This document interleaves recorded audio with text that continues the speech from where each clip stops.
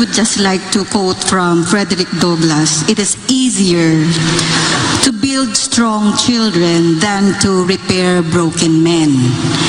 And so we have built infrastructure projects, but I think it's about time also to look at building our future generation, and that's our children.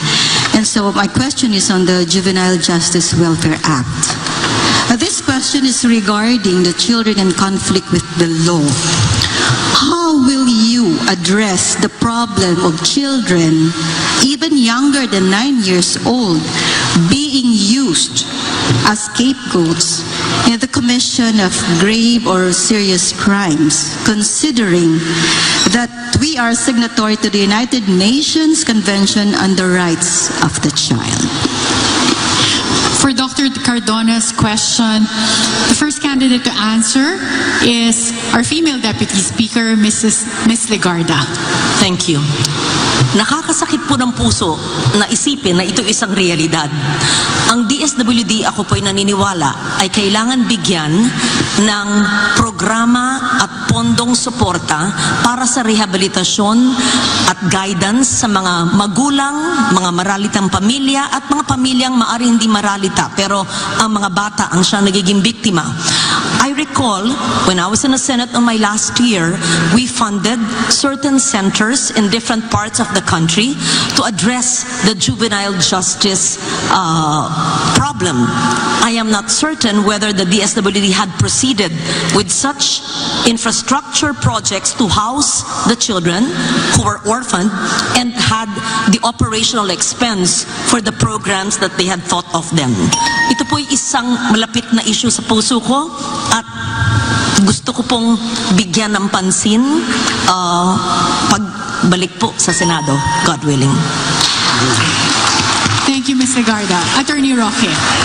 Tutol na tutol po ako sa panukalang ibaba ang age of criminal responsibility. Naniniwala po ako na dapat panindigan natin ang obligasyon natin sa yung karapatan ng mga kabataan. Hindi po dapat ibaba sa 9 ang age of criminal responsibility. Naniniwala po ako na ang utak ng bata is still in the process of development until they hit at least the age of 15. And until that time, we should exert all efforts to reform and to show the right path to all children. Kakamatay lang po nung aking matandang dalagang tiya na nag-alaga sa amin, and she was really a pioneer in advocating for the rights of children in conflict with the law. Yung separate detention center po, siya ang nag-push niyan, and I think that should be implemented on a nationwide basis. At pangalawa po, kinakailangan talaga na maging proactive po ang ating DSWD in the rehabilitation. I am also part of an NGO, Onesimo, that seeks to rehabilitate young people. It can be done po. Walang bata na pinanganak na masama ang budi. Thank you. Attorney Marcoleta. Kailangan po ay magsimula ang bata, ang kanyang values ay sa pamilya. Kailangan po nating suportahan ng legislation kung paano mapapalakas ang pamilya para ang kanyang moral values ay maging karapat-dapat sa lipunan. Kailangan din tumulong ang ibang institutions like the church and the schools. Ito po ay napakalaking responsibilidad sapagkat bago pa po makagawa ng criminal offense ang isang bata, mapigilan na natin yon. At ang pinakamabuting paraan ay yung masuheto natin sila, mabigyan ng magandang pag-uugali ng halimbawa para sa ganun ay hindi sila makapunta sa kondisyon na nakagagawa ng kamalian na pagsisihisihan nila sa habang buhay. Kaya nga po napaka-importante ng legislation. As a matter of fact, the family is one of those state's policies enshrined in our Constitution, and therefore we should support this by way of legislation. The institutions must help the family resolve this problem of juvenile delinquency. Thank you. Attorney Gadon. I'd like to ask this question first for Deputy Speaker. May plano po ba kayong gumawa ng batas na papanagutin na po ba ang mga magulang itong mga bata na naging offenders po? To a certain extent, yes ma'am, because kailangan po talagang gwardiyahan ng ating mga magulang ang mga bata. Marami po kasi ako nakikitang mga instances na kung saan ang mga bata ay napapariwara dahil na rin sa kakulangan ng guidance ng mga magulang. Sa ganitong mga sitwasyon, kailangan po magkaroon ng pananagutan ang isang magulang para makita niya na importante ang mga anak sapagkat sila ang ating puhunan sa kinabukasan. Kailangan po nila itong panindigan sapagkat sila nauunang may responsibilidad para sa kanilang mga anak. Attorney Gadon? Tama naman na responsibilidad ng mga magulang ang pagbigay ng values sa mga bata. Pero ganun din ang Catholic Church. Marami sa mga pare na sa halip na magturo ng leksyon sa mga bata ay ang inaatupag nila ay yung mga anti-Marcos, anti-martial law at mga communism ang kanilang tinuturo. So dapat suwituhin din itong Catholic Church. Wala na kayong ginawa kundi manira kay Marcos at kay Bongbong kung ano-ano mga kalukuhan, mga martial law kayo, mga pari kayo. Dapat ang ituro nyo yung kagandahang asal, hindi yung pabumulitika. Attorney Olarte? A child below 18 and above 15 should be presumed to be a child with a mind that belongs to the minority age, the minority group. So if this is the case, they should not. They should be given more rights by the law. Now, the blame should be rather be given to the parents who just abandon their children, neglect their children, begging on the streets, and child abuse. I think the parents shall be held responsible. Mr. Albani? Sa ngalan ng Diyos na siya'y mawain, matunungit, mapagmahal. Ang juvenile problem natin dito, nakikita ko po, hindi po problema ng magulang lamang. Ang problema ito po, kailangan i-handle din ng government. Hindi kasalanan ng mga bata na sila ay mahirap, hindi kasalanan ng pamilya na sila ay naghihirap. So the government, we have to do something and made a very good program paano maiangat ang kanilang kinabukasan. Bakit nagawa ng ibang bansa? Ang programa ng ibang bansa from whom to whom. Bakit hindi magawa ng bansang Pilipinas that we are the richest country in the whole world? So dito, kailangan po alamin natin ang problema, hindi lang problema ng mga bata. Kailangan magsimula ang pag-aaral dito sa kanilang bahay, which is the core values, papunta sa paaralan, at bigyan natin ng magandang pondo ang lahat ng mga teacher dito sa Pilipinas. Kung kailangan, dublihin natin, alang-alang sa bayan na ito. Thank you. Attorney Espiritu? I agree na hindi dapat binababaan ang age of criminal responsibility. I disagree na dapat parusahan ang mga magulang. Tandaan natin ang krimen dito sa baba ng ating lipunan sa mga mahihirap ay dahil sa social problems na create ng ating lipunan. And I also agree na dapat bigyan natin ng tamang values ng mga kabataan. Dapat tinuturo sa school na masama ang extrajudicial killing, masama ang red tagging, masama si Marcos, marami siyang human rights violation. I disagree. Nung panahon... Okay. Attorney Gadon, you have time for... It's still my time. It's still my time. It's still my time. It's still my time. You should not use this It's still my time. It's still my time. It's still my time. We'll go back It's to still my Attorney time. Espiritu first to finish his 20 It's still my time. seconds. It's still my Yeah. time. Don't be rude. Thank you. Attorney Espiritu, you have your 20 seconds left before you were interrupted. Dapat tinuturuan natin ang kabataan na respetuhin ang buhay, ang human rights, respetuhin ang buhay ng lahat at hindi dapat pumapatay ang ating mga gobyerno. At hindi nagnanakaw ang ating gobyerno. Diyan tayo magkakaroon ng mga mabuting henerasyon ng kabataan. Thank you. Attorney Gadon, you have 45 minutes for your interpellation. Yes. Yes, Attorney Gadon, you may now interpolate with Attorney Espiritu. 45 seconds. Yeah, palagi na lang pinopoint out niya, palagi nilang sinasabi yung human rights violations ni Marcos. Unang-una, sino ba ang nagpapatay dun sa mga NPA na gustong sumurrender? Di ba si Joma? Bakit ninyo sisihin si Marcos? Attorney Espiritu, you have 30 seconds Sino for your bang bumomba rebuttal. sa Plaza Miranda? Yes. Sila Joma. Okay. I'll go by the Bakit nyo record. isisisi kay Marcos I thought yun? it's my time. He still has time. We should not use this forum for a propaganda against the Marcoses. It was intended. Yes, Attorney Gadon, your 45 seconds is over. We have 30 seconds for Attorney Espiritu's rebuttal. O, binuksan mo ang usapan, wag mo akong pagbawalan. I go by the record, Amnesty International, 3,257 ang pinatay nung panahon ni Marcos. 35,000 ang mga... It's my time, wag kang bastos. It's my time. 35,000. 35,000 ang tinorture. 70,000 ang kinulong. It's a matter of record. Thank you. 30 seconds for rebuttal. Noong nagkaroon ng kaso sa Hawaii, yung 10,000 human rights victims, nung ini-implement nila dito, nag-file sila ng petition sa RTC, wala silang naipresentang ebidensya. Pagdating sa Court of Appeals, wala rin. So asan yung sinasabi nila human rights violations na yan? We have Dismissed yung kaso. we have interpellation from Attorney Roque. That would be 45 seconds. Kung ano man ang nangyari sa nakaraan, inisa-isa ko po ang records. Wala pong kaso for human rights violation sa Amerika si Ferdinand Marcos Jr. Inisa-isa ko rin po ang mga kaso na decided po ng ating Philippine Supreme Court. Totoo po, co-administrators of Ferdinand Bobong Marcos, wala pong kaso na siya mismo nagnakaw. Can I have... Attorney Espiritu has 30 seconds for a rebuttal, and we have a question again from Yes, Dr. thank you. With all... You have the time. You have the opportunity, Attorney Espiritu, for a 30-second My microphone is Yes. being silenced all the time when I do my rebuttal. Can I be able to continue Yes, without Attorney. my microphone being turned off? Yes, Attorney Espiritu. Okay, with all due respect to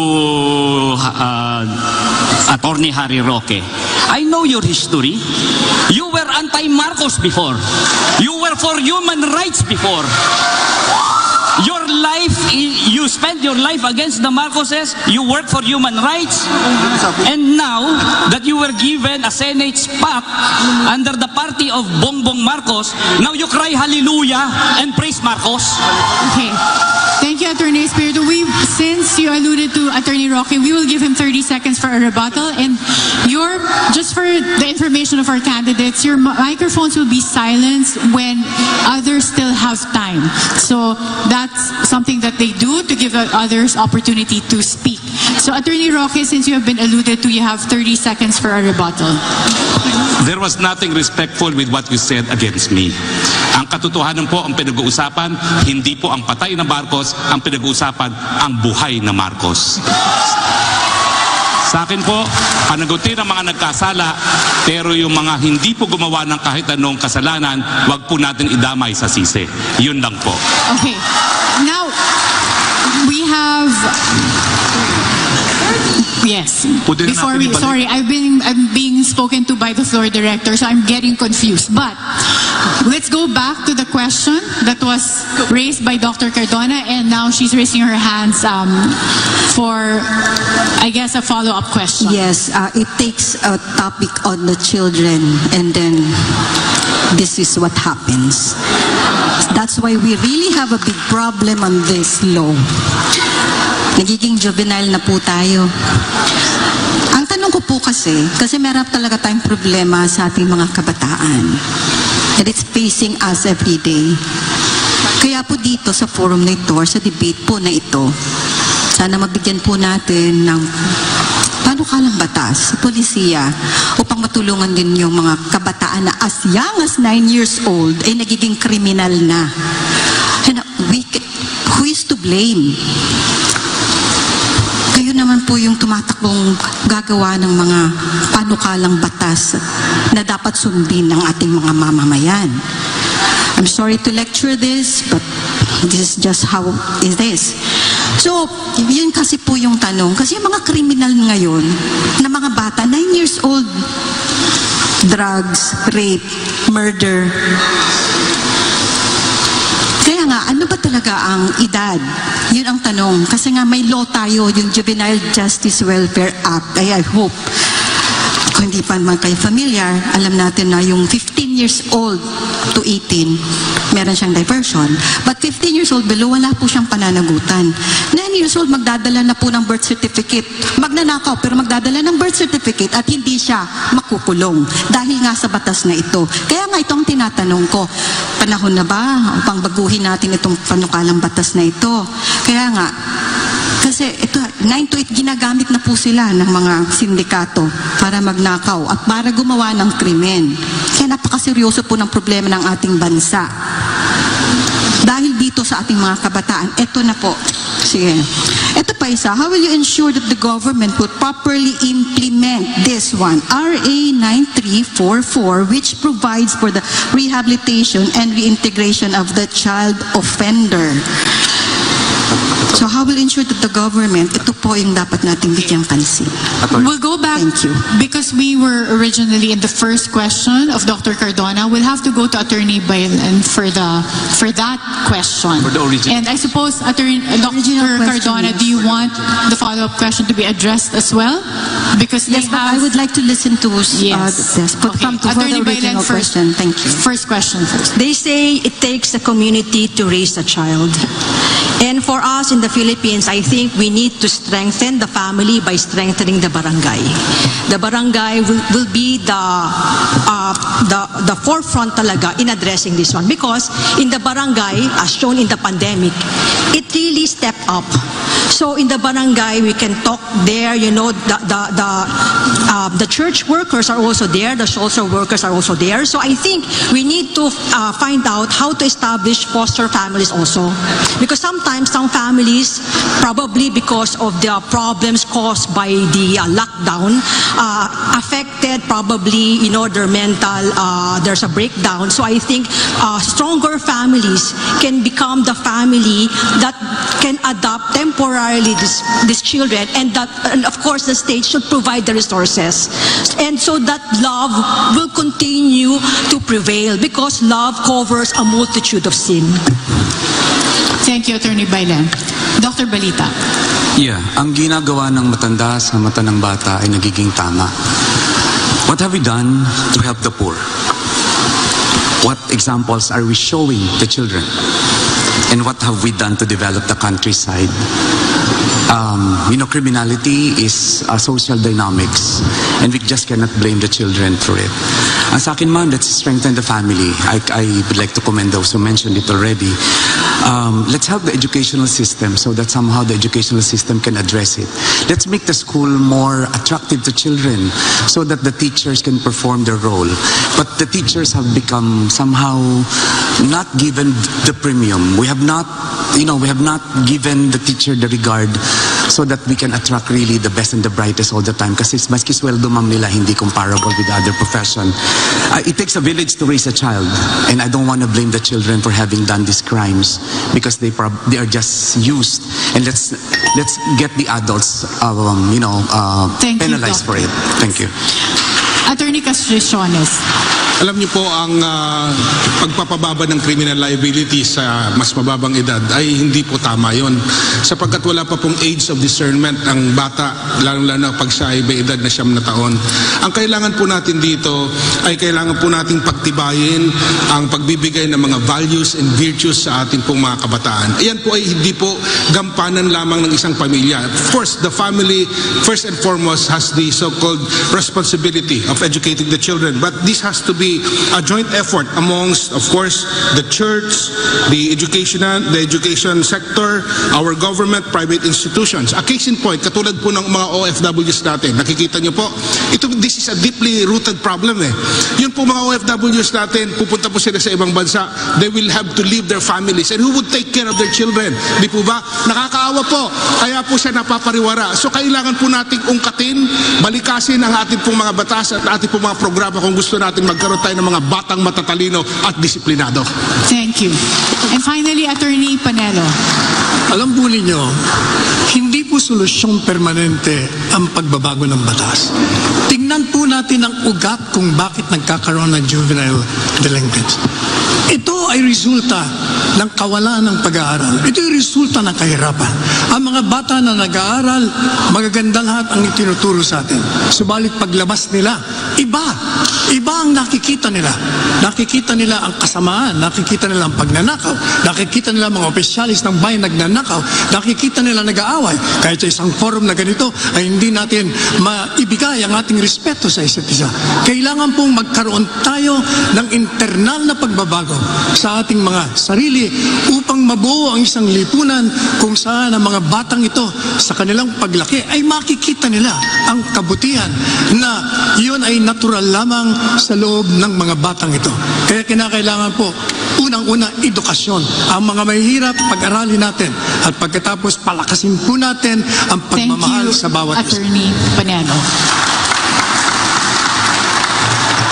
And that ends our round number 1. Thank you to all our candidates for answering all the questions from our panelists.